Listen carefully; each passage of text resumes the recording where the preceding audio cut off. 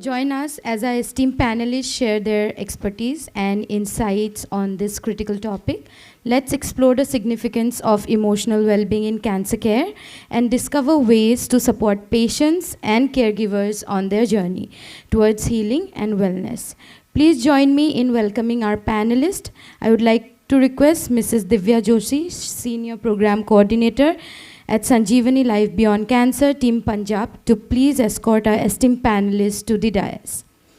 May I now please welcome Dr. Pramod Salgaonkar, a distinguished medical professional, accomplished leader, and a former chairperson of the Goa State Commission for Women, as our esteemed panelist today. We welcome you, ma'am.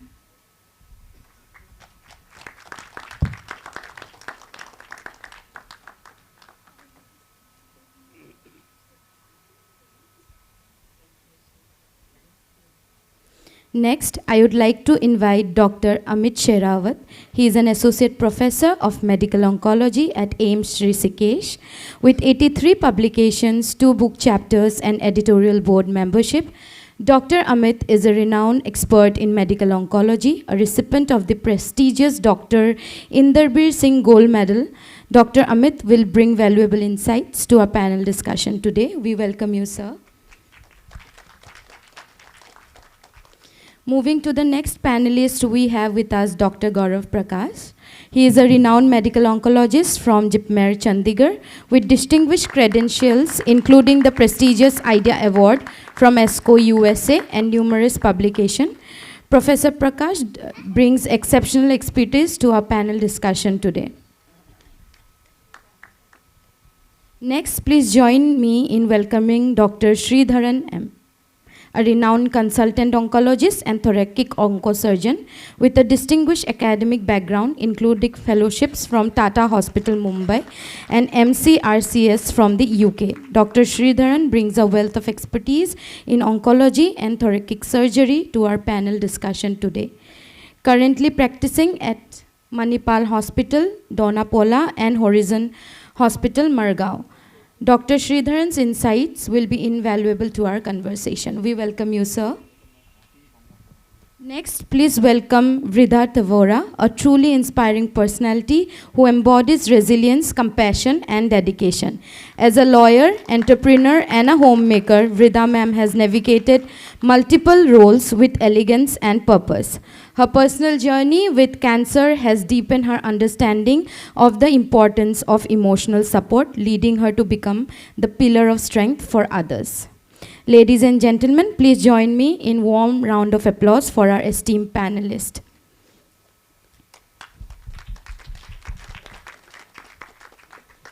As we are eagerly anticipated towards a thought-provoking discussion, I am delighted to hand over the moderation of this panel to our visionary founder of Sanjeevani Life Beyond Cancer, Mrs. Ruby Ahluwalia. Over to you, ma'am. Good afternoon, everyone. अच्छे हैं ना सब? मज़ा आ रहा है ना सब sessions में? इतना धीरे से बताओगे कैसे पता चलेगा? Very nice. तो हम लोग अभी जो 2 दिन से काम करने की कोशिश कर रहे हैं साथ में, उसमें आपको ये बात अच्छे से आई एम श्योर समझ में आई है कि कैंसर की फील्ड में बहुत ज़्यादा काम हुआ है ऑन द मेडिकल साइड। बहुत सारी एडवांसमेंट हुई है, बहुत सारी रिसर्च हुई है, और बहुत सारी नई नई प्रैक्टिसेस आई हैं, और उसकी वजह से पेशेंट्स में सर्वाइवरशिप बढ़ गई है। टॉक्सिसिटी भी कम होनी शुरू हो गई है दवाइयों की। फाइनेंशियल टॉक्सिसिटी भी कम हो, उसके ऊपर भी बहुत ज़्यादा काम हो रहा है। एक जो चीज़ है जिसके ऊपर काफ़ी ज़्यादा काम हेल्थ केयर में ही हो रहा था, उसको बोलते थे या बोलते हैं जेनेटिक्स। कि हम लोग ये देखते थे या ये समझने की कोशिश करते थे कि हमारे अंदर जो जीन्स हैं वो किस तरह से रिस्पॉन्सिबल हैं हमारी बीमारियों के लिए। लेकिन पिछले 2 दिन में भी हमने ये बहुत सारे यहाँ पे सेशंस हुए, और हम लोगों को अभी ये समझ में आने लगा है कि जो लेटेस्ट रिसर्च हो रही है वो एपिजेनेटिक्स के ऊपर हो रही है, वो इस चीज़ के ऊपर हो रही है कि हमारा जो जीन है, हमारे जो जीन्स हैं, उनके आसपास का जो एनवायरनमेंट है, उसके आसपास का जो वातावरण है, वो बहुत ज़्यादा इम्पोर्टेंट है, क्योंकि वो डिसाइड करता है कि आपका जीन जो म्यूटेटेड भी है कि वो ब्लॉसम करेगा आपके इस बर्थ में, या अगर आपने उस वातावरण को चेंज कर लिया तो वो इस बर्थ में तो नहीं करेगा, और धीमे धीमे करके ऑफ कोर्स ऐसे तरीके हैं कि आप उस जीन को कम्प्लीटली ख़त्म कर सकते हैं। तो एपिजेनेटिक्स के ऊपर बहुत ज़्यादा काम हो रहा है।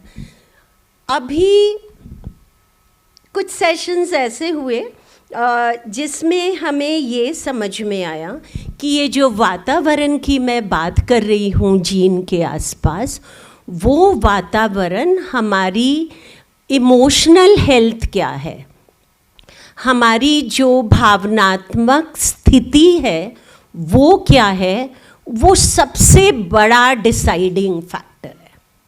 सबसे बड़ा डिसाइडिंग फैक्टर है कि जो जीन है उसके आसपास का जो वातावरण है वो हमारी भावनात्मक स्थिति से डिसाइड होता है।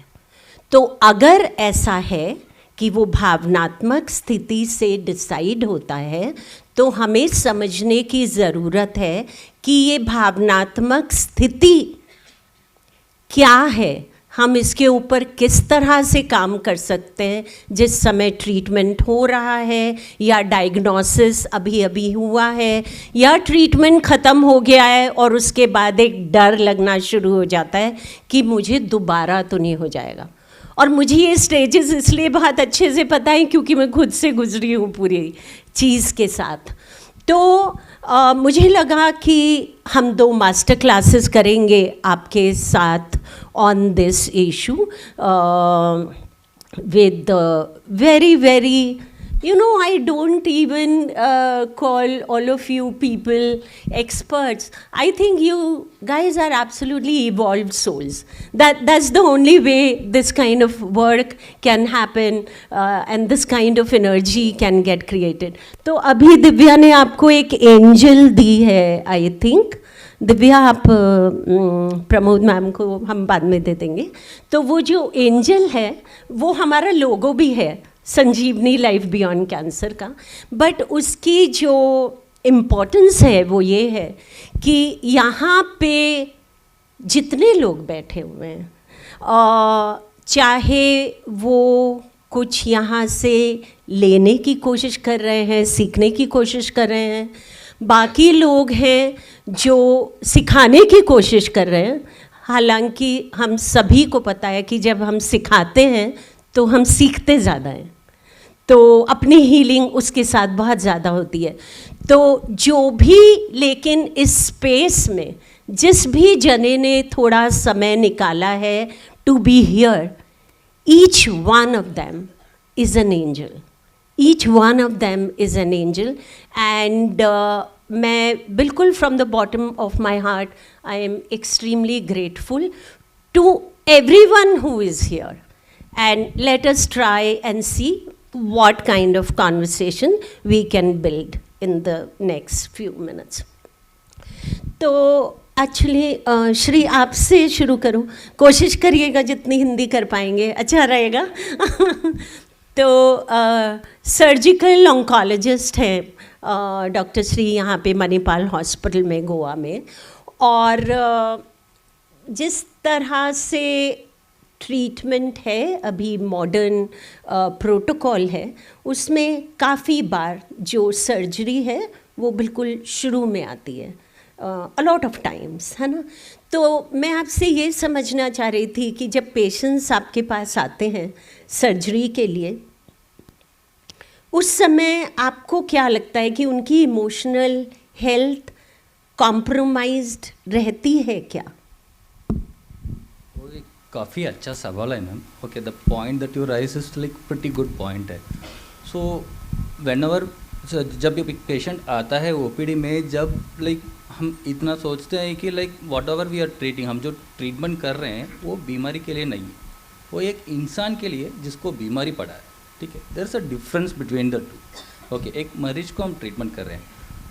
When you treat a disease, when जब एक बीमारी को हम ट्रीटमेंट कर रहे हैं, that is like straightforward. Okay, ऐसा ऐसा है, बुक में लिखा है, ऐसा ऐसा करना है, ट्रीटमेंट बात खत्म.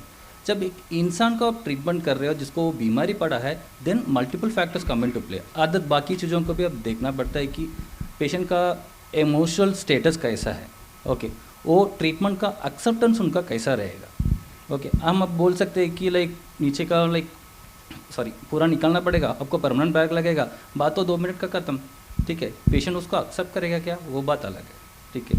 So how you put forward, कैसा आप वो इन्फॉर्मेशन को पेशेंट को बताते हैं, that increases the acceptance, that improve the emotional, patient का इमोशनल इसको लाइक वो काफ़ी अच्छा करता है. देन पेशेंट का एक्सेप्टेंस अच्छा रहता है, वो ट्रीटमेंट को एक्सेप्ट करना का चांसेस ज़्यादा रहते हैं. So whenever we see a patient, whenever I see a patient, कैसा वो पेशेंट को इमोशनल चीज़ से अप्रोच करना, वो बुक्स में लिखा नहीं है. Over a period of time वो जो लाइक काफ़ी सारा पेशेंट्स को काफ़ी बार लाइक बात करने के टाइम में, काफ़ी सारा पर्सनालिटीज़ को आपको ओपीडी के टाइम में देखने के टाइम में आपको धीरे धीरे वो पता चल जाता है कि कैसा बात करना है, ठीक है. ये लाइक बुक्स में तो लिखा नहीं है ये. सो मेरा पर्सनल ये है कि like whenever I see a patient, जब एक पेशेंट आता है, I classify the information into 2. Okay, so I classify it as good news, I classify it as bad news. Okay, पहले बार जब पेशेंट आता है तो breaking open the bad news, so I usually start with them. मेरे पास good news है, bad news है, कैसे कहाँ से चालू करूँ. ओके, सो सम पीपल टेल लाइक आप गुड न्यूज़ पहले बताओ, most people tell bad news पहले बताओ. बैड न्यूज़ है कि लाइक आपको कैंसर पड़ा है, कि इमेजिन ब्रेस्ट में कैंसर पड़ा है. बट गुड न्यूज़ है कि लाइक अभी हमारे पास इतना ट्रीटमेंट ऑप्शन है कि हम आपको ब्रेस्ट बचा के हम ट्रीटमेंट कर सकते हैं, ठीक है.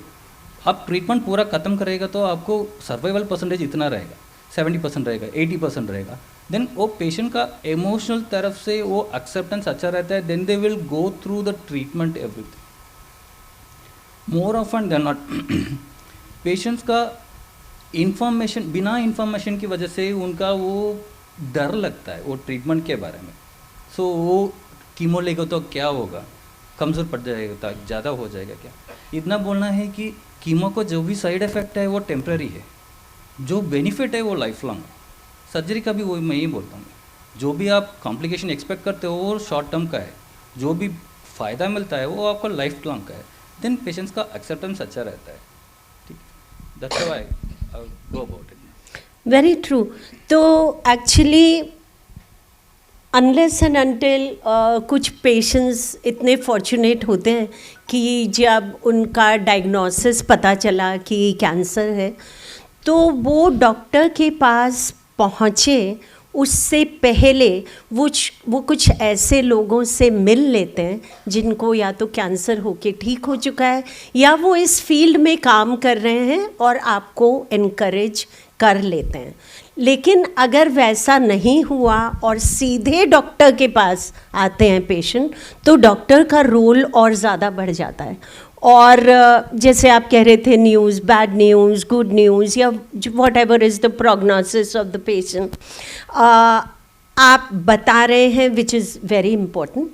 बट कैसे बता रहे हैं, that is extremely important, isn't it. और वो खाली टोन में या एक स्माइल से या एक बार पेशेंट्स की आंख में देख के उसी से हो जाता है. उसके लिए बहुत लंबा चौड़ा लेक्चर देने की ज़रूरत नहीं पड़ती है. बट एक छोटा सा that demeanour is very very important. So very well said. सो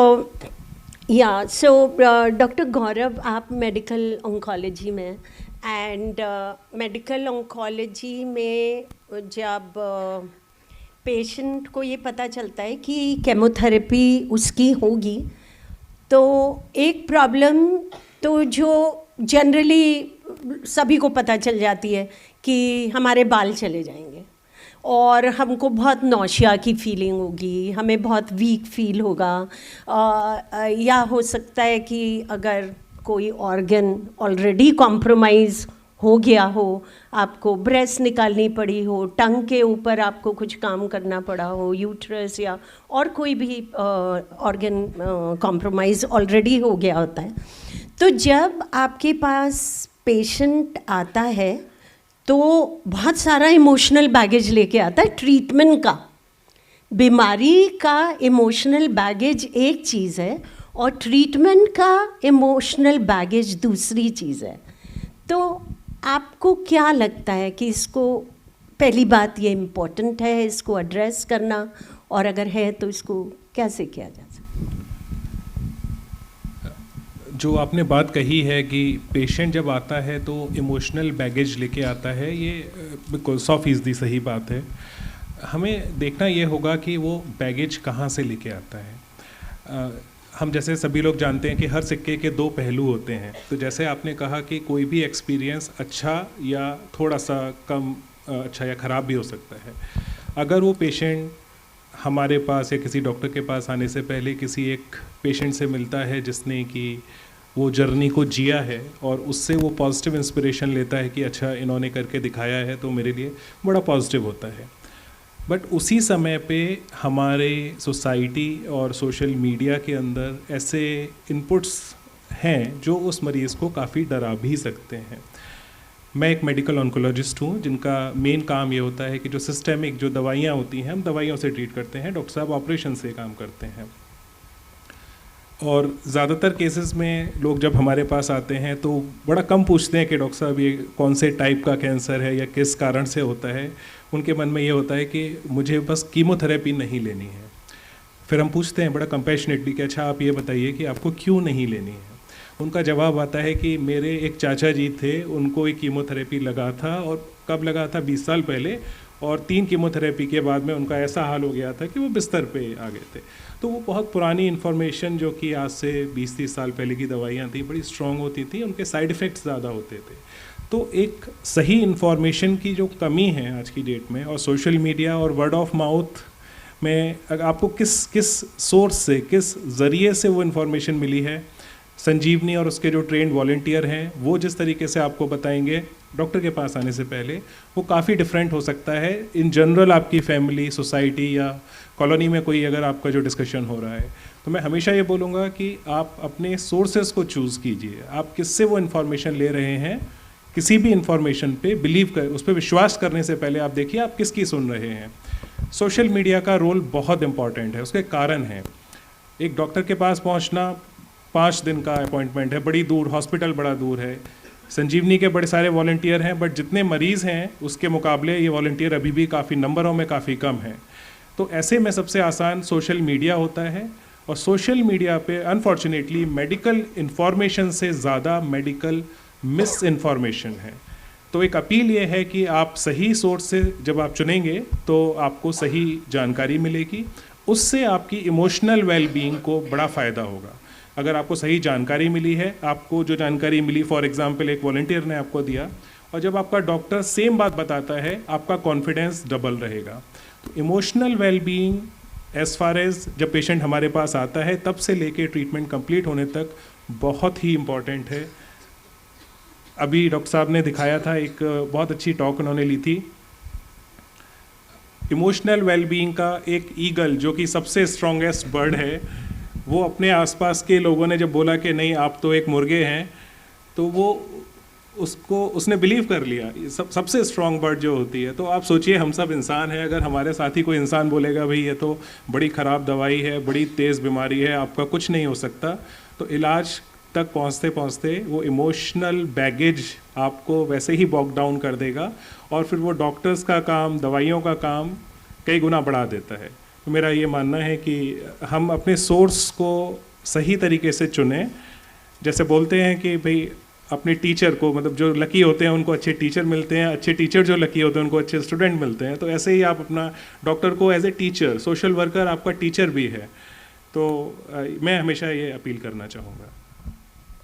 बिल्कुल, बहुत ही एक्चुअली आपने अच्छी बात बोली। तो जब मुझे डॉक्टर ने बताया कि आपकी कीमोथेरेपी होगी तो मुझे बहुत प्रॉब्लम हुई, तो सबसे पहले मालूम है प्रॉब्लम क्या लग रही थी? I was working at that time and I was working in a field जहाँ पे बहुत ज़्यादा पब्लिक इंटरेक्शन होता है जब when you work as a bureaucrat. तो मेरी भी वही पोजीशन थी और मुझे लगा कि अरे ये मेरे बाल चले जाएंगे तो किस तरह से होगा। तो I was very very concern about my hair, not thinking कि it's a question of my life. वो उस समय पे ध्यान में नहीं आ रहा था। तो मैंने बोला कि मुझे नहीं करानी है, मुझे करानी ही नहीं है। और डॉक्टर राजीव सरीन, डॉक्टर वानी परमार, ये लोग मेरे डॉक्टर्स थे टाटा में, और हर दूसरे तीसरे दिन they use to call up my husband Anil is here कि भाई कब शुरू करनी है, अब सर्जरी हो गई है। और 3 सर्जरीज हुई थी एक के बाद एक। तो मैं कुछ बहाना बना के अच्छा इसके बाद करेंगे उसके बाद करेंगे, मैंने 1-1.5 महीना इसी तरह से निकाल दिया। और उसके बाद मुझे डॉक्टर राजीव ने बोला कि तुम हॉस्पिटल आओ। तो केमोथेरेपी नहीं शुरू कर रहे हैं अभी, लेकिन तुम हॉस्पिटल आओ।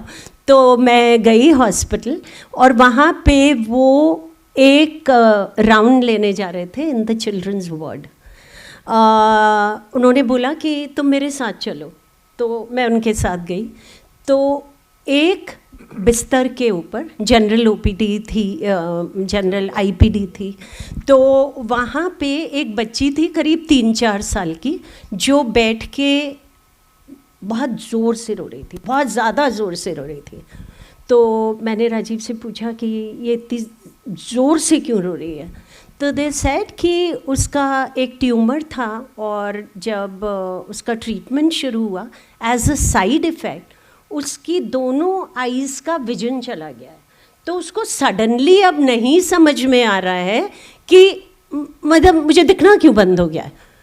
तो मुझे लगा oh my God, you know. तो तभी उनकी यंग सी मदर थी, 28-29 की, from a very compromise background, I could make out. तो वो आई, उन्होंने उस बच्ची को उठा लिया एंड आई जस्ट आस्क्ड कि आपकी बाकी फैमिली कहाँ है। नॉट दैट कि मैं ये पूछना चाहती थी, बट मुझे कुछ करना था, मुझे समझ नहीं आ रहा था इसको कैसे रिस्पॉन्ड करूं।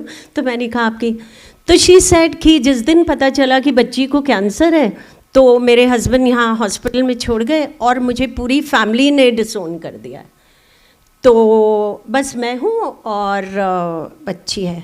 तो ऐसे डुके।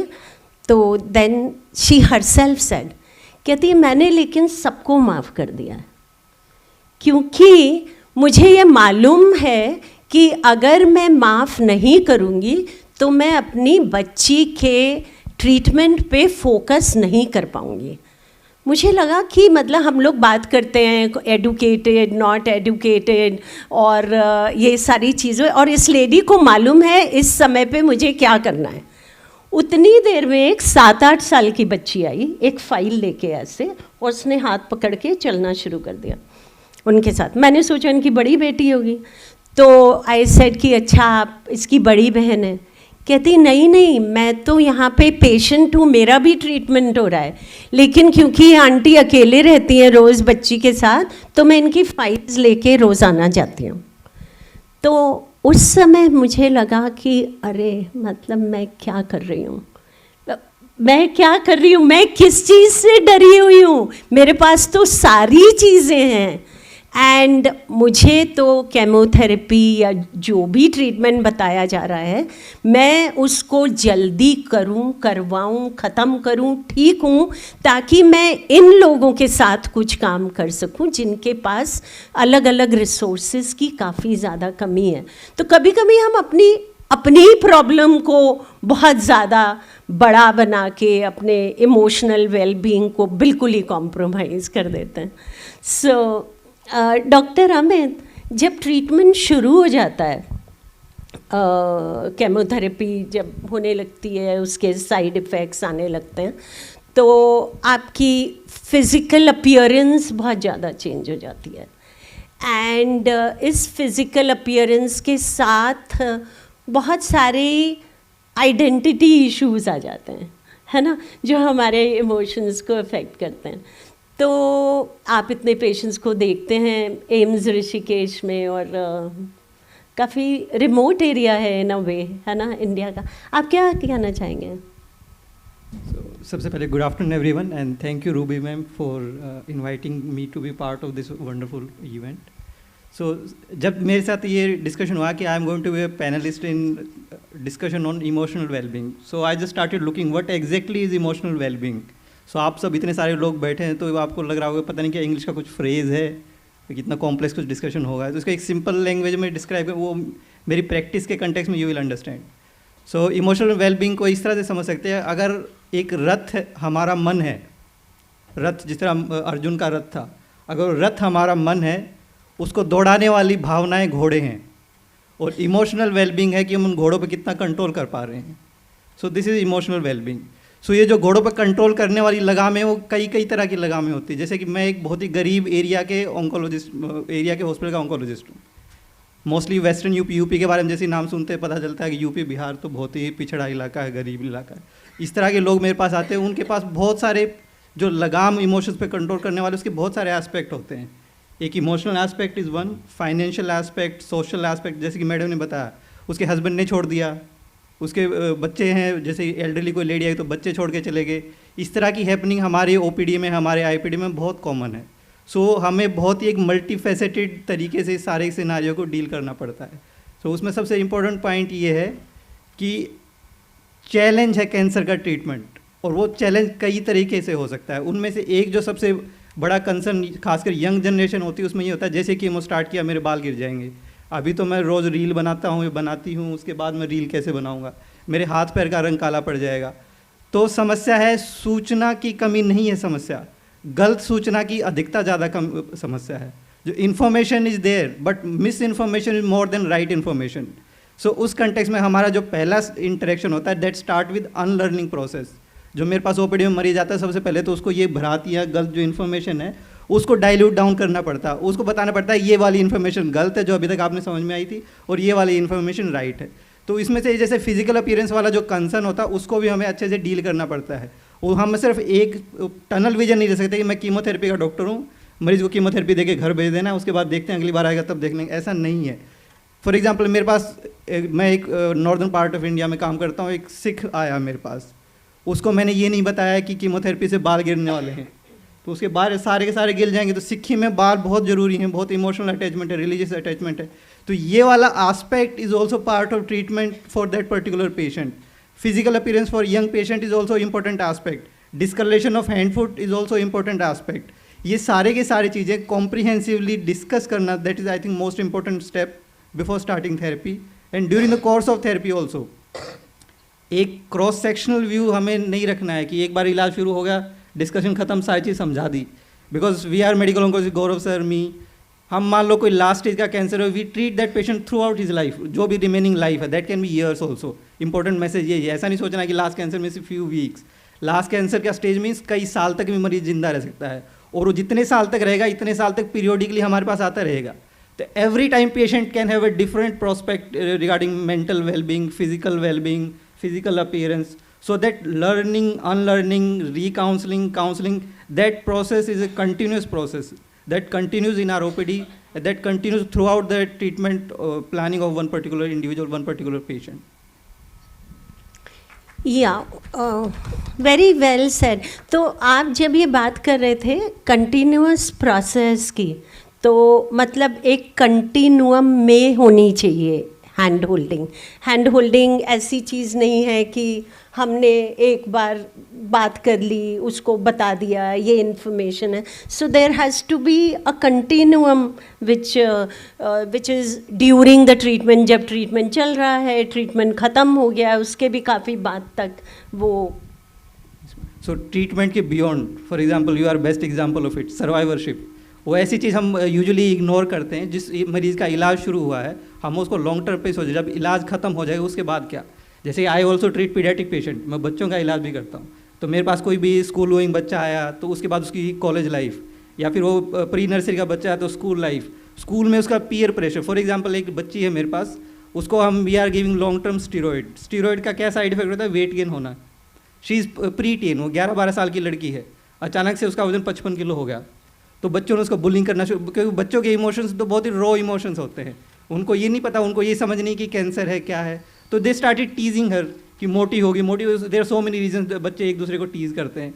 तो उस केस में that was important to counsel that child, to counsel the parents and to give her उसको इमोशनल सपोर्ट देना कि whatever she is doing she is right, and जो बच्चे बोल रहे हैं वो एक मोमेंट्री चीज़ है, gradually they will also understand कि whatever you have gone through. कोई एक आम बच्चा जो रूटीन उनकी क्लास वाले हैं उन लोगों को उसका कोई आइडिया नहीं है, कोई अंडरस्टैंडिंग नहीं कि कितने ट्रबल से she is going through, but gradually over a period of time से weeks and months she understood. अभी जो लास्ट मेरे पास ओपीडी में आई तो मैंने पूछा कैसे बच्चे, क्या हुआ, बोला अभी तो मैंने लोगों को बुली करना शुरू कर दिया है। Very nice. So that means that process is continuous process, उसमें सारा का सारा जो learning, unlearning, training, retraining, that is a continuous process. और उसमें सबसे बड़े स्टेक होल्डर हैं हमारे वॉरियर्स, आप लोग जो भी कैंसर सर्वाइवर्स हैं। सो जस्ट कैंसर ट्रीटमेंट तक हम नहीं रुकते हैं, कैंसर के ख़त्म होने के बाद उनका जो नॉर्मलाइजेशन इनटू सोशल लाइफ, आगे उनकी जो प्रोडक्टिविटी बढ़ाना है, गरीब लोग हैं तो उसका इन्वायरमेंट ऐसा बनाना है कि वो कुछ एम्प्लॉयमेंट में जाके अपना कुछ काम करे। जैसे कि कई सारे बच्चे ऐसे होते हैं जो स्कूल कॉलेज के बाद वापस मेरे पास आ जाते हैं for kind of some job prospect, क्योंकि एक AIIMS is a big hospital, तो बहुत सारे सोशल वर्कर बन जाते हैं, they help us a lot. Otherwise also भी दूसरे लोगों को ट्रेनिंग करना जो बाकी कैंसर के पेशेंट है। फॉर एग्जांपल मेरी ओपीडी में कैंसर की भीड़ लगी रहती है, तो मेरे पास आते आते हो सकता है पेशेंट को 4 घंटे 5 घंटे वेट करना पड़े। जो 4-5 घंटे का पीरियड है, उस पीरियड में वो किससे इंटरेक्ट कर रहे हैं, कैसे इंटरेक्ट कर रहे हैं, that is also very important. So वो उनका जो मेंटल वेलबींग है, जो हम आज इमोशनल वेलबींग डिस्कस कर रहे हैं, उसको स्ट्रेंथन करने का एक सबसे अच्छा तरीका ये भी हो सकता है जो पीयर टू पीयर इंटरेक्शन है, एक दूसरे को सपोर्ट करना, जो खुद कैंसर सर्वाइवर है दूसरों लोगों को सबसे अच्छे तरीके से गाइड कर सकते हैं। मैम रूबी मैम इसका एक सबसे बड़ा एग्जाम्पल है। सो दैट मीन दैट ये जो मोटिवेशन वाला प्रोसेस है, दैट्स ऑलवेज इन कंटिन्यूम, वो कभी भी क्रॉस सेक्शन हो ही नहीं सकता। अविनाश, डॉक्टर अमित कह रहे हैं कि वो बच्चों को ट्रीट करते हैं, फिर बच्चे वापस आते हैं, जॉब की बात करते हैं, और कैंसार्थी में लोग नहीं आ रहे हैं, लेकिन ऋषिकेश से प्रोसेस में है। Very nice, very nice, please. has been discussed. In fact एक और जो कॉमन दिक्कत आती है नॉर्थ में, जहाँ पर इलिटरेसी काफ़ी ज़्यादा है, राजस्थान से मैं हूँ, तो उसमें देखते हैं कि जो रिलेटिव हैं वो हमेशा ये चाहते हैं कि सर पेशेंट को मत बताना कि इनको कैंसर है, एंड वो हमारे लिए एक बैरियर बन जाती है। बिकॉज एक तरफ पहले रिलेटिव आके मिलते हैं, बाबूजी को बाहर छोड़ के आते हैं, एंड देन वो सारी डिस्कशन करते हैं, एंड हमारे ऊपर एक बंदिश लगा देते हैं कि आप बाबूजी को मत बताना, सब इनको कैंसर है। सो हमारे लिए बड़ी दुविधा आती है कि उनको क्या बताएं। सो वो हमारे ट्रीटमेंट में भी एक बाधा बन जाती है कि पेशेंट को क्या बताएं और कब तक छुपाएं। काफ़ी लोगों की, जैसे डॉक्टर साहब बता रहे हैं कि सर्जरी करके कोलोस्टोमी बनानी पड़ती है, ब्रेस्ट कैंसर में ब्रेस्ट रिमूव करना पड़ता है। सो वो ऐसा प्रोसेस नहीं है कि एक बार में हो जाए, it is a continuous, sometimes सालों साल लग जाते हैं कैंसर का इलाज करते करते। सो रिलेटिव्स को कन्विंस करना again is a big challenge, और समाज में आज भी एक टैबू है कैंसर नाम से। लोगों को ऐसा लगता है कि जैसे पता नहीं हार्ट अटैक से उतना नहीं डरते जितना कैंसर से डरते हैं। Other thing, miss information in the media. अभी पिछले वीक हमारे पास में एक यंग 32 साल का लड़का है जिसको मुंह का कैंसर है गुटखा खाने की वजह से, एंड उसका मुंह का कैंसर इतना बढ़ गया कि उसका गाल पूरा फट के यहाँ से पस आने लग गया, इतना मोटा यहाँ नोड हो गया। सो आई चेक्ड हिज रिकॉर्ड्स, उसको मैंने कहा 6 महीने पहले से तुम्हारा डायग्नोसिस हुआ, फिर डिले क्यों हुआ? तो उसने कहा नहीं साहब, हम इधर उधर दूसरा ट्रीटमेंट ले रहे थे। ऐसे तुम तो पढ़े लिखे हो, तुम कैंसर डॉक्टर के पास गए एंड देन इलाज तुमने कैंसर का नहीं लेके ऑल्टरनेटिव ट्रीटमेंट लिया। देन ही सेड कि समटाइम मीडिया में ऐसी न्यूज आती है, हमारे कई सारे स्टार्स जो हैं वो different influential people, they commit on media कि मैंने मेरी वाइफ को ठीक कर दिया, मैं ठीक हो गया, नींबू पानी पियो, ये दवाई मत लो, डॉक्टर आपको गलत करेंगे। वो ज़्यादा इम्प्रेसिव लगता है पेशेंट्स को। So sometime these are also barrier. And दूसरा एक और third, just last few more seconds, जैसे आप बता रहे हैं कि मदर जो है मोस्ट पावरफुल है। जो एग्जाम्पल आपने बच्चे का शेयर किया, करीब 15 साल पहले एक माँ अपने बच्चे को लेके आई जिसको ब्लड कैंसर हुआ, और उस बच्चे को डाउन सिंड्रोम था, उसकी एज 2 साल थी तब। उसको हमने ट्रीटमेंट जो भी डाउन सिंड्रोम में ब्लड कैंसर का इलाज करते हैं वो बताया, एंड उसको ये भी बताया कि डाउन सिंड्रोम इसका ठीक नहीं होगा, ब्लड कैंसर ठीक भी हो गया तो ये बच्चे का आगे का प्रॉब्लम तो सब रहने वाला है। बट मदर ने कहा कि नहीं, जो भी इलाज संभव है आप इलाज करो, मैं तैयार हूँ सारा इलाज के लिए। उसकी पूरी फैमिली, सबने डिनाई किया। That mother was telling me कि सर हमको सारी फैमिली वालों ने मुझे बाइकआउट कर दिया कि इलाज तुझे कराना तो अकेली जा, तो हम कोई साथ नहीं जाएंगे। बट उस माँ ने बच्चे का इलाज पूरा against all the family members लड़ाई लड़के कराया। आज वो बच्ची करीब 16-17 साल की हो गई एंड डाउन सिंड्रोम तो है बट ब्लड कैंसर से she is free and she is living a normal life. So sometimes माँ की जो ताकत है बच्चे को बचाने के लिए और ठीक करने के लिए, वो भी एक ऐसा उदाहरण है जो मतलब तुलना नहीं कर सकते हम किसी भी काउंसलर से, डॉक्टर से, किसी से भी। Very true, very true. Doctor Pramod, क्योंकि यहाँ पे बात इंफॉर्मेशन और मिस इन्फॉर्मेशन की हो रही थी, और is it okay if we talk in Hindi? मैं बोलूँ हिंदी में तो चलेगा ना? Hindi, English, anything, amazing. तो डॉक्टर अमित कह रहे थे, डॉक्टर गौरव भी ये वाली बात कह रहे थे सोशल मीडिया वाली, कि बहुत ज़्यादा मिस इन्फॉर्मेशन है, नेगेटिव इन्फॉर्मेशन है जिसको हम कंट्रोल नहीं कर सकते, है ना। लेकिन जो पॉजिटिव इन्फॉर्मेशन है वो बहुत कम है। तो ये जो पॉजिटिव इन्फॉर्मेशन का रोल है ये बहुत इम्पॉर्टेंट है ऑफ कोर्स, लेकिन इसको बढ़ाने के लिए आप डॉक्टर हैं, उसके अलावा आपने कम्युनिटी में इतना काम किया है गोवा में। You are also such an important part of Goa cancer society. तो आपको कैसे लगता है कि ये पॉजिटिव इन्फॉर्मेशन ज़्यादा से ज़्यादा बाहर जाए, इस पे गोवा में कुछ काम हो रहा है, या how would you like to kind of talk about it?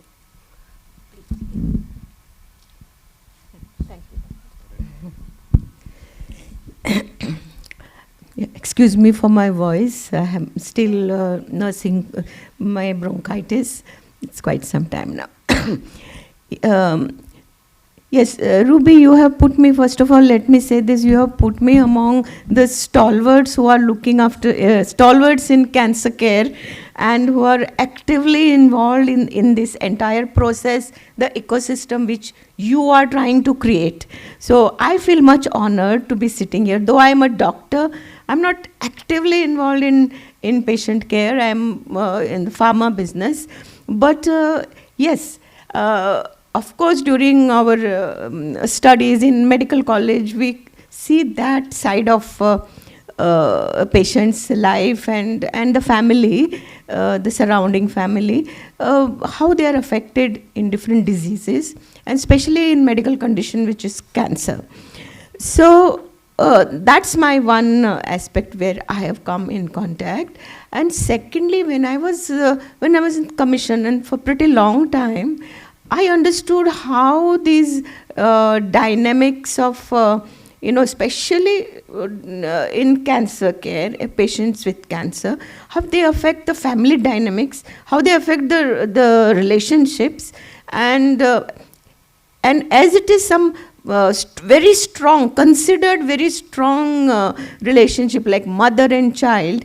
You have given a beautiful example, but I have seen cases when they come to the commission, and we deal with cases of women's rights. So I have seen so many cases where mother has come, elderly in her 50s, and she comes and she's got 4 children, and none of them are ready, and she's got detected cancer, and none of them are ready to take the burden of, her care, to look after her as caregiver. So, and then you find that what cancer does to the entire ecosystem, what cancer does to the plays with the emotions, because I feel that diagnosis of cancer is a life-changing diagnosis. Not only the person changes, she or he has to adapt to a different kind of life that is ahead. And some can do it beautifully, like how you have done it. Not only you have conquered it, you are helping others to conquer it. But not everyone is as strong. In fact, very few are like you. That's why I adore you, and that's why I'm here, because as you said, people are here for different reasons. I'm here for only one reason. I want to take some, information, some knowledge, some experience from this hall. So that's why I'm here. Coming to this question which you asked me, social media and how to, give a positive message. It's a responsibility of each and everyone here, because while in medical profession we are taught everything except how to communicate, isn't it, doctor? Yeah, we are never trained to communicate, how to communicate what we know, what we understand, and whatever, the prognosis, the diagnosis, how to put it to the patient, no matter how serious or how petty, small thing, but we are not taught. So it is our own, by experience we evolve, like how doctor said that very gently he will say, okay, good news and bad news, all these are just trial and error methods. So we really need to incorporate that particular aspect in medical curriculum, how to communicate with the patient. In fact, lot of cases, she's a legal expert here, lot of so lot of cases and things, medical legal things, they happen because the doctor has not communicated properly. So it's that gap, it needs to be filled up. And one of the ways we can pass on information, what we know, is of course what you are doing here, and what has transpired, and what kind of inputs have come from people who are dealing with this issue. These need to be put on the social media. You see, there are a lot of things. I just missed part of doctors, that happiness program. But whatever was there, it was so important, how the chicken and the eagle story. These are the things that need to go out there in the social media, because it has tremendous impact. A small thing, I make a reel, I put it, I get so many inputs back, oh, what was that program, where did you go, who was there, and what happened. Everybody wants to know. So that curiosity is there, and we need to tap into it. So I would, one of the ways, even in Goa Cancer Society, you will not believe how much work is being done there. We are spending, we have subsidized, he knows, in Manipal Hospital, we have subsidized the tests, all those markers. We are doing, otherwise also a lot of work. Make-A-Wish Foundation, we are working with them. We have rooms donated for palliative care. We have, wherever cancer patient is there, it is completely looked after by Goa Cancer Society. So likewise, and we are doing a lot of research. We are funding research in this field. So we are like programs like this. We would love to support financially such programs, because the need of the hour is to pass on this information, which is assimilated here. There have been a lot of discussion. This needs to go out in the public, and social media is definitely one of the best methods of doing this. So I think that should answer your question. Very, very, very beautifully said. And Dr. Pramod actually brought out two very important points. एक तो उन्होंने बात बोली कि communication is very important. और मैं वैसे 2 दिन से एक बात हर सेशन में रिपीट करती हूँ, इस वाले में भी करूँगी, कल भी करूँगी, ताकि जब तक आप लोग यहाँ से जाएं वो आपके दिमाग में बिल्कुल बैठ जाए. तो मैंने कल बात की थी शरीर शुद्धि की. याद है कि नहीं है? याद है. तो कल जो हमने सेशंस किए थे, panel discussion, master classes, sessions जो कल सब हुए, वो शरीर शुद्धि के ऊपर हम किस तरह से काम कर सकते हैं उसके ऊपर थे. तो उसमें आपने न्यूट्रिशन के बारे में सीखा, क्या खाना है, कब खाना है, किस तरह से खाना है, सांस के ऊपर किस तरह से काम करना है. तो आपने शरीर शुद्धि के बारे में काफ़ी सीखा. आज जब हमने सेशंस शुरू किए सुबह से ही, तो हमने विचार शुद्धि के ऊपर बात करनी शुरू की। यहाँ पे जो अभी मास्टर क्लासेस होंगी वो भी विचार शुद्धि की तरफ ही लेके जाएंगी हमें। और जो डॉक्टर प्रमोद ने बात की कम्युनिकेशन की, वो भाव शुद्धि में आता है। और कल को जितने सेशंस हैं, पैनल डिस्कशन है, वो इस तरफ है कि what is the power of positive communication और उसको किस तरह से किया जा सकता है। Reena has come from Dharamshala all the way to do that master class on non violent communication, and there are a lot of doctors who are coming, so we would be talking about the communication part.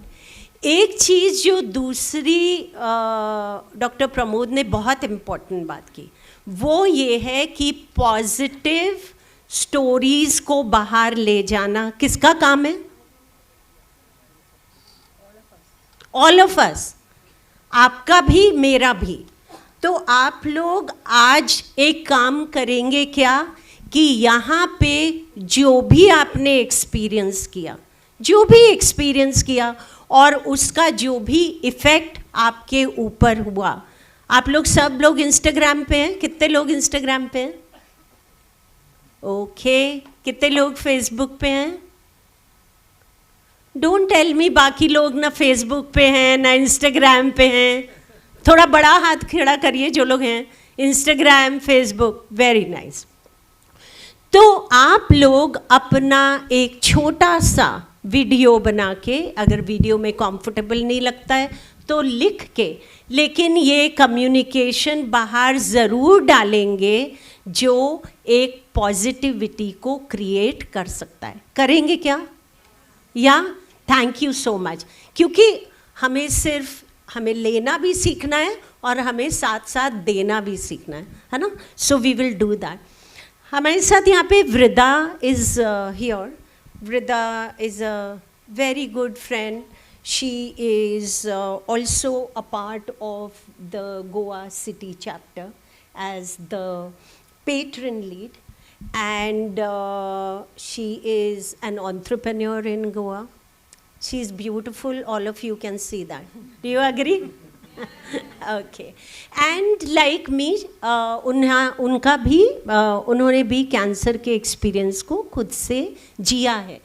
तो वृदा, मैं आपसे ये पूछना चाहती हूँ, हम सभी लोगों को मालूम है कि जब कैंसर का डायग्नोसिस होता है, ट्रीटमेंट होता है, तो मल्टीपल फ्रंट्स हैं जो खुल जाते हैं और सभी को एड्रेस करना है, सभी को क्लोज करना है, सभी को एड्रेस करना है। आपका जब ये एक्सपीरियंस चल रहा था तो कौन सी वो चीज़ें थी जिन्होंने आपको हेल्प किया to come out of it so beautifully?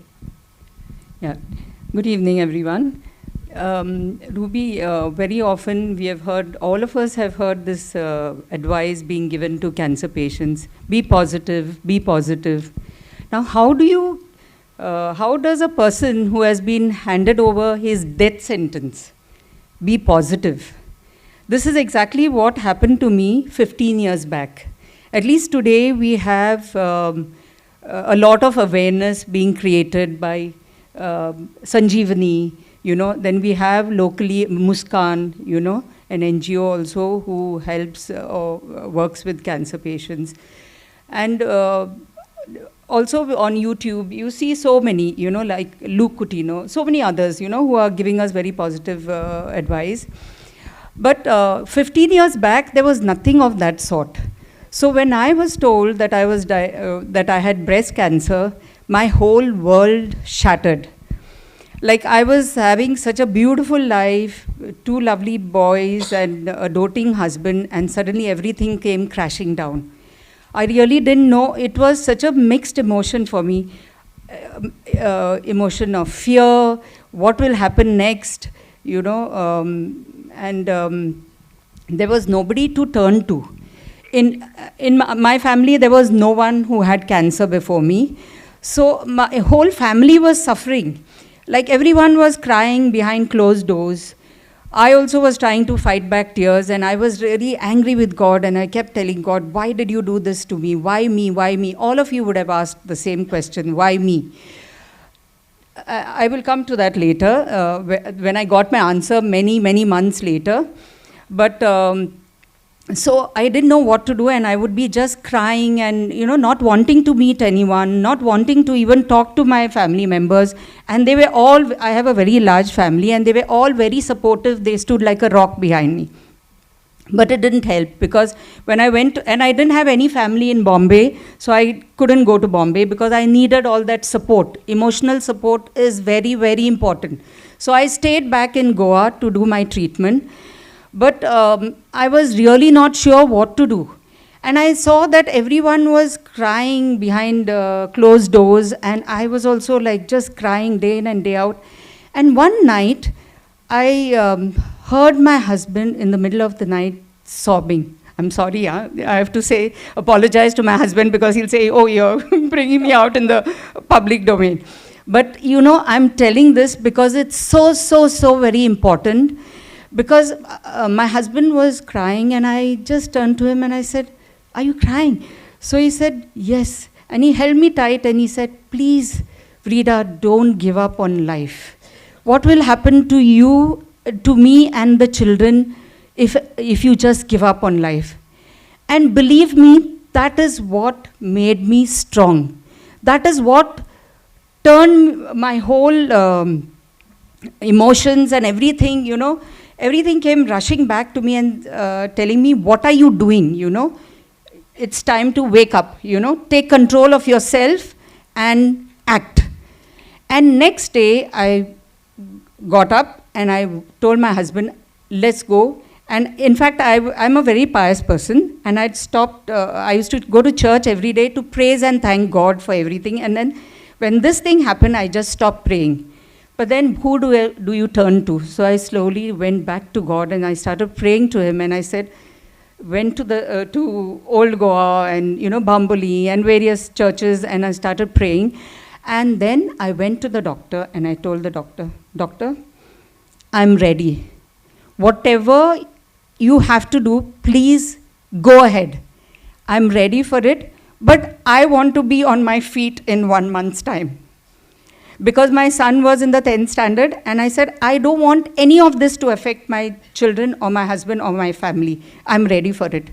So this is the kind of positivity that my husband's that one statement brought. And, let me tell you another thing.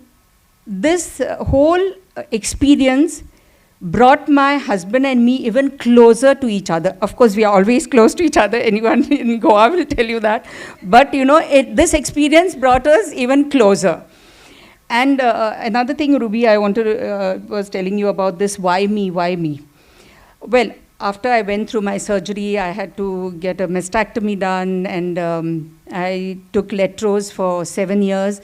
I didn't want to take chemo and radiation because mine was early stage 1. So when I went to the doctor, and he said, okay, now we'll start radiation. And I said, no, doctor, I don't want to do radiation. I don't want to do chemo. So he said, no, but it's important. I said, no, then I would not have gone in for mastectomy. So then he said, okay, you go for a second opinion to Tata's. So he sent me to Tata's, and there the doctor told me that, yes, you can not take chemo or radiation because yours was early stage and you went in for mastectomy, but you have to take medication for 7 years. So I took the medication for 7 years. But when I went to Tata's, it was like a sea of patients, and it was my first time, and I was like, you had to stand literally like 4-5 hours, and suddenly then there was place to sit, and I went and I sat in that place, and then the security came and he said, madam, ये patient के लिए है, सिर्फ patient के लिए. So I said, भैया मैं भी patient हूँ, मैं थक गई stand होकर. But there was a patient, a little boy, who had his head was like a deflated football. So when I saw it, and I saw so many other patients, who were suffering and who had so many other kind of problems, I thought to myself, God, now I won't ask you why me, because I can say I'm much better off than any of these people around here. So this was a turning point, you know, and that made me very strong. And when I became, and believe me, at the end of that 1 month, I own a toy store. So at the end of 1 month, I was back in the store. And there were friends of mine who would come and say, you know, they were hesitating to ask me, you know, we had heard this about you, and then I would say, no, just to make them feel comfortable, I'm fine. I went through it, but I'm fine. So that's what prompted me to join Muskan, which is a NGO which helps cancer patients in Goa.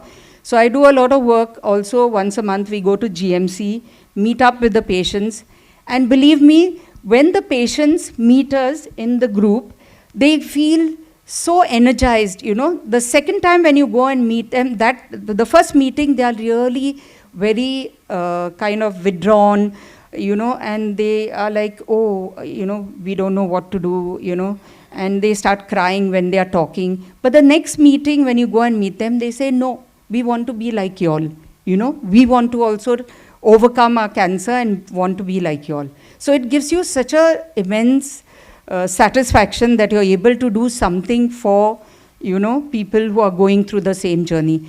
And I'm so happy and I'm so blessed and so glad that Ruby has decided to come to Goa and have Sanjeevani chapter here, and looking forward to working more and more with her to be able to help all the cancer patients.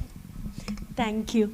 Actually, we can see there is so much of emotion around, you know, this word and the treatment. You just saw, although Vrida had it 15 years back, but even now that emotion comes back, you know, when you are talking about it. आप कुछ कहना चाहेंगे गौरव? जितने भी delegates यहाँ बैठे हुए हैं, आप इस पैनल डिस्कशन से आप सोच रहे होंगे कि हम क्या कुछ एक्स्ट्रा सीख के जाएं। तो जो मेरा तजुर्बा है इतने करीब जितने भी सालों का है, उसमें इमोशनल वेलबींग के बारे में मैं ये आप बताना चाहूँगा कि आपको अपनी प्रॉब्लम को पहचानना है। और प्रॉब्लम क्या है? प्रॉब्लम है ग्रीफ। इंग्लिश वर्ड है ग्रीफ, हिंदी में साधारण भाषा में बोलते हैं दुख। नाउ दुख किसी भी तरीके का हो सकता है हमको, और कैंसर की डायग्नोसिस काफ़ी बड़े दुख में से आती है। अगर आप समझेंगे इसका स्ट्रक्चर क्या है, तो आपको बड़ी राहत मिलेगी उसे कोप करने के लिए, उससे ओवरकम करने के लिए। पहली स्टेज होती है डिनायल। हम जब डायग्नोसिस किसी को होती है तो नहीं ये कोई ऐसी चोट लग गई थी, उसकी गांठ है और ये कैंसर नहीं हो सकता, वो कुछ समय के लिए ये स्टेज चलती है। वो बड़ा इमोशनली डिस्टर्ब टाइम होता है, बिकॉज डिनायल है, कुछ भी सर्टेनली नहीं पता है। दूसरी स्टेज होती है दुख या ग्रीफ की, एंगर, क्रोध। हम लोग जो अभी मैडम ने से आपने सुना वाई मी, ये मुझे ही क्यों हुआ, मैं तो डेली प्रेयर करता हूँ, मंदिर जाता हूँ, लेकिन ये मुझे क्यों ऐसा हो गया। इसमें भी आप डिस्टर्ब रहते हैं, क्योंकि गुस्सा रहता है कि मैं भगवान की पूजा की, ये भी किया, व्रत भी किया, क्यों हो गया। तीसरी आती है बार्गेन। हम ट्रेड करते हैं, सौदा बोलते हैं इसको, कि बस एक बार ये टेस्ट नेगेटिव आ जाए, उसके बाद मैंने सारा नॉनवेज छोड़ देना है, स्मोकिंग छोड़ देनी है, मन में आता है। फोर्थ स्टेज आती है डिप्रेशन। ये जो 4 स्टेज होती हैं, इसमें इमोशनल अपहीवल, मतलब हमारे इमोशन बहुत ऊपर नीचे होते हैं और डिस्टर्ब रहते हैं। फिर जो 5वीं स्टेज आती है ग्रीफ या दुख की, उसे कहते हैं एक्सेप्टेंस। और जो अपील मैं आपको करना चाहता हूँ कि पहचानें कि आप इन 5 स्टेज में कहाँ पे हैं, और कोशिश करें कि हम एक्सेप्टेंस लेवल पे आएँ।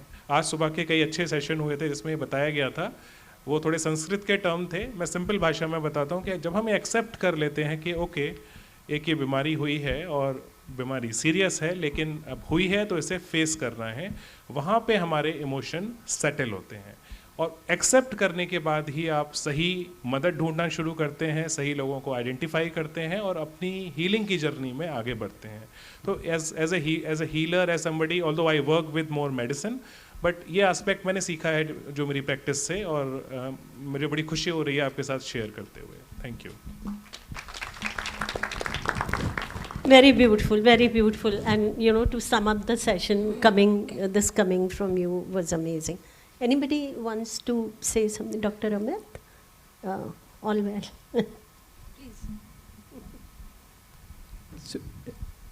आज की मॉडर्न ऑन्कोलॉजी में एक टर्म है प्रिसीजन ऑन्कोलॉजी। इसका मतलब होता है कि सारे के सारे कैंसर यूनिक कैंसर हैं, हर एक का एक जो ट्रीटमेंट हो यूनिक उस पेशेंट के लिए, जो दूसरे पे हम डायरेक्टली नहीं बोल सकते सारे ब्रेस्ट कैंसर सेम ट्रीटमेंट है, ठीक है। तो ब्रेस्ट कैंसर के बहुत सारे टाइप हैं, सबका अलग अलग इलाज है।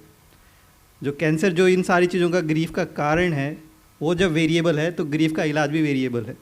So there is no perfect single answer for every one, so that we need to understand. उसमें भी वी नीड टू पर्सनलाइज।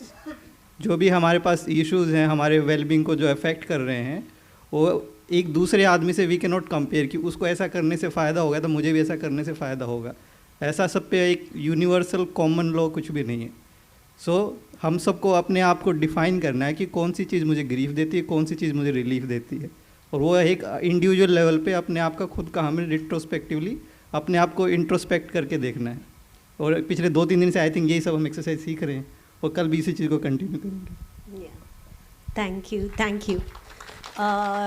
तो हम लोग जब संजीवनी में काम करते हैं, हमारी सारी टीम्स आपके साथ काम करती हैं, तो कोई चलते फिरते आपको जल्दी से ये नहीं बोल देगा कि पॉजिटिव रहो। हम इस चीज़ पे काम करते हैं कि आप पॉजिटिव बन जाएं, लेकिन आपको ये नहीं बोलते हैं कि तुम पॉजिटिव हो जाओ। जैसे आई थिंक वृदा वो सेइंग कि अभी इतना चैलेंजिंग टाइम से निकल रहे हैं और आगे से कोई बोल दे कि पॉजिटिव हो जाओ तो कोई बात बनी नहीं ना। तो हमें पता चलना चाहिए कि पॉजिटिव कैसे बनना है। तो उस एक स्टेज पे पहुंचना है कि जब आप जो भी सोचें वो पॉजिटिव ही हो, उस पर काम करने की ज़रूरत नहीं पड़े। तो हमारे साथ आज मास्टर क्लास लेंगे डॉक्टर मोहित गुप्ता। डॉक्टर मोहित गुप्ता को मैं थोड़ा सा कॉन्टेक्स्ट सेट कर रही हूँ एंड देन डॉक्टर मोहित गुप्ता को मैं बिल्कुल नहीं जानती थी एक्चुअली, और डॉक्टर घानेकर है यहाँ पे। डॉक्टर घानेकर ने मुझे करीब 1 महीने पहले बोला कि तुम ये कॉन्फ्रेंस कर रहे हो तो डॉक्टर मोहित गुप्ता को बुलाओ ज़रूर। ओके, तो आई सेड अच्छा, लेकिन क्यों? तो कहने लगे नहीं, तुम उनके बारे में पढ़ो थोड़ा और फिर देखो। तो मैं आपके लिंक्डइन अकाउंट पे गई, मैंने वहाँ पढ़ा, मैंने आपको रिक्वेस्ट भेजी, फिर हम दोनों कनेक्ट हो गए लिंक्डइन पे, और मैंने सिर्फ एक मैसेज भेजा डॉक्टर मोहित गुप्ता को कि ये कॉन्फ्रेंस मैं कर रही हूँ, इसका ये ऑब्जेक्टिव है, और basically he is a cardio surgeon. Am I right? Sorry, cardiologist ही कहना चाह रही थी वो, सर्जन के। सो ही इज़ अ कार्डियोलॉजिस्ट, लेकिन उनकी जो स्टोरी है वो इतनी पावरफुल है, और मैंने उनको एक बार बोला and he said yes I will come. तो जो पॉजिटिविटी की बात हो रही थी यहाँ पे, कुछ लोग हैं जो अपने जो एक्शंस हैं, अपने जो रिस्पॉन्सेज हैं, उन्हीं से इतनी ज़्यादा पॉजिटिविटी क्रिएट कर देते हैं। नहीं तो बहुत सारे लोग ऐसे 15 चीज़ें पूछेंगे, जब मैं आऊँगा ये होगा, मैं आऊँगी ये होगा, किस चीज़ पे कर रहे हो, मुझे क्या बोलना है, नथिंग। आई आस्क्ड हिम आप किस चीज़ पे बोलेंगे, तो he said I will speak on power of one thought and that's it.